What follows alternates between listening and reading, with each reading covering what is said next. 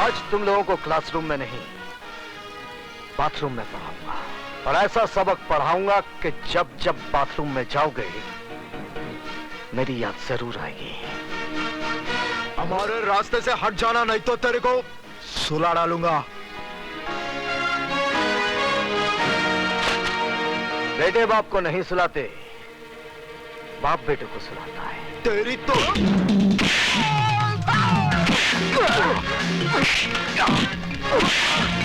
चल अंदर। बंद कर दो।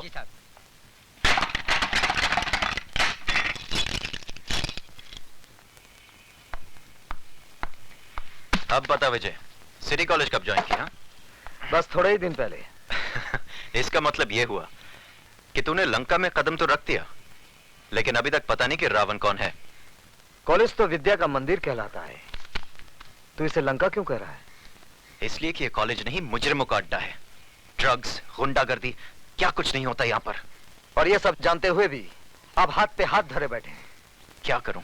जिस लंका का राक्षस आप अभी पकड़ कर लाए हैं, ऐसी पिटाई कीजिए कि उसकी औलाद तक जुर्म की बात सोचने से भी कांपे।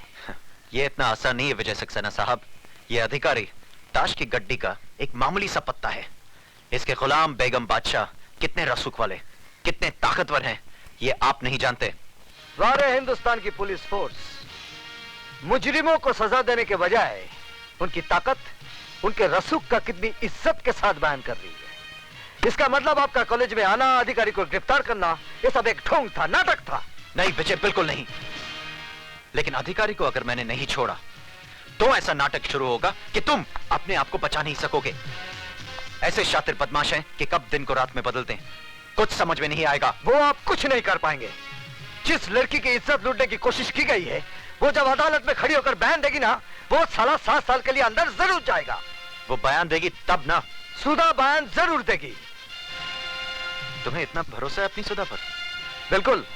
बात इतनी बढ़ गई है। हाँ, अब समझा कि मेरा सीधा साधा दोस्त एकदम से तारा सिंह कैसे बन गया।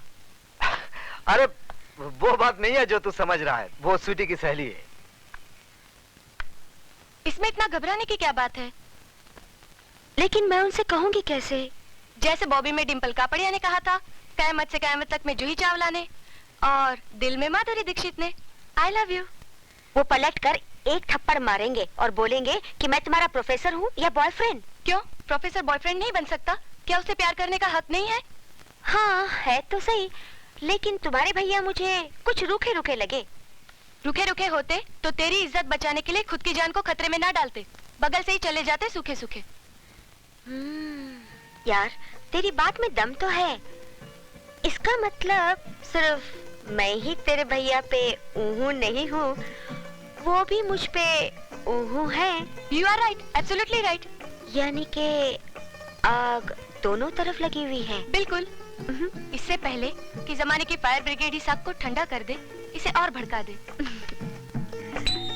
ओह, भैया भी आ गए। अब मैं क्या करूं? वही जो मैंने समझाया। ठीक है।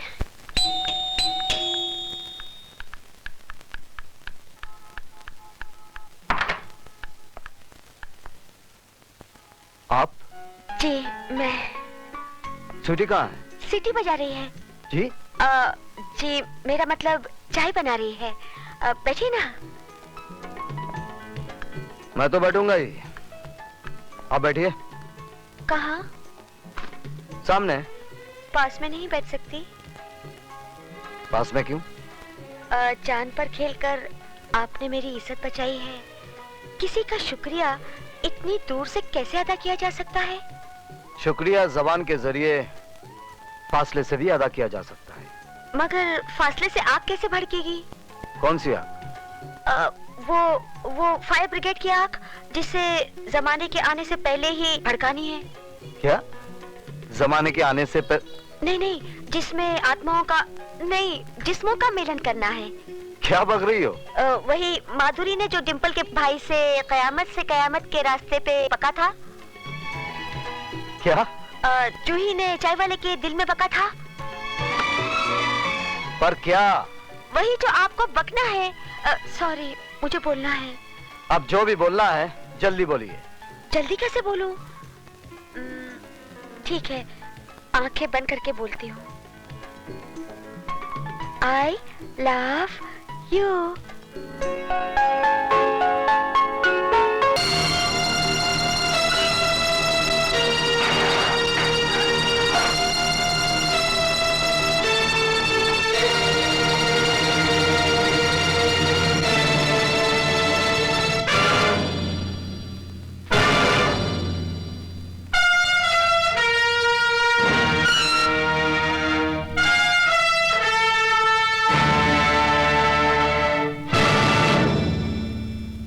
काली बाबू, आपने कॉलेज में ताला लगवाकर अपने दोस्तों को तो लॉकअप से छुड़वा लिया, लेकिन आज अगर उस लड़की ने अपना बयान दोहरा दिया तो आपके दोस्त 7 साल के लिए अंदर जाएंगे ही, साथ में आपकी इज्जत भी बीच बाजार में नीलाम हो जाएगी। खैराती, मैं तेरी तरह खैरात में नहीं पैदा हुआ हूं।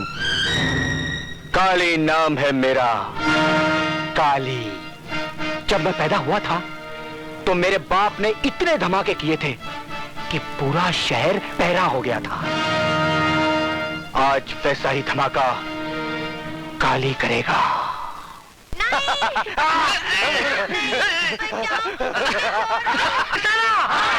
विजय सक्सेना! विजय सक्सेना! विजय सक्सेना! मेरी समझ में ये नहीं आता कि इस तूफान को कैसे रोका जाए। बात बढ़ती जा रही है। एक बहुत आसान तरीका है, बढ़ती बात घट जाएगी। He is also right. वो कैसे? मिस्टर सक्सेना मिस्टर अधिकारी से माफी मांग ले और कह दे कि वो अपने किए पे शर्मिंदा है।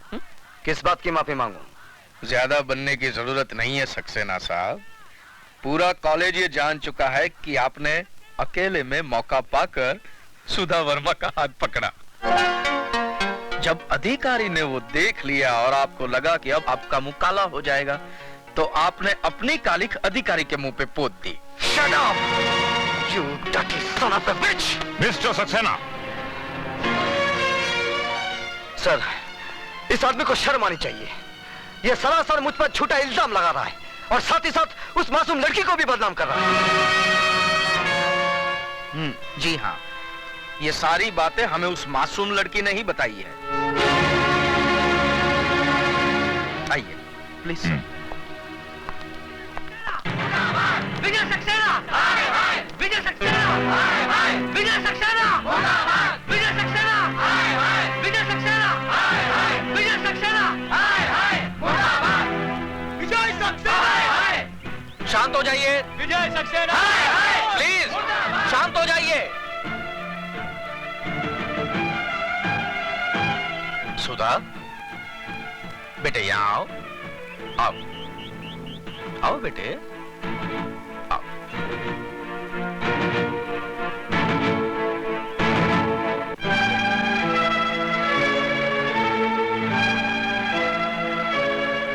क्या ये सच है कि विजय सक्सेना के डर से कल तुमने अपनी जबान नहीं खोली? बोलो सुधा। डरो मत, यहाँ पे तुम्हारा कोई कुछ नहीं बिगाड़ सकता। बोलो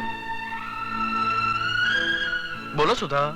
क्या ये सच है कि कल जो तुम्हारे साथ घिनौनी हरकत की गई वो अधिकारी ने नहीं बल्कि मिस्टर विजय सक्सेना ने की? हाँ, ये सच है।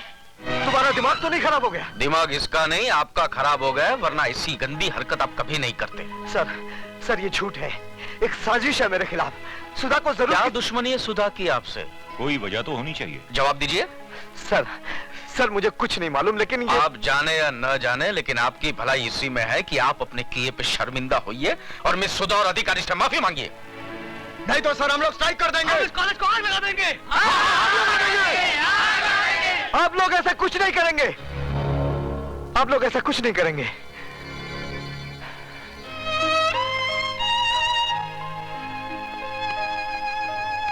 मैं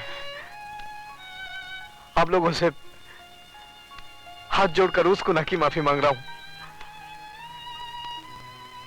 जो मैंने नहीं किया है।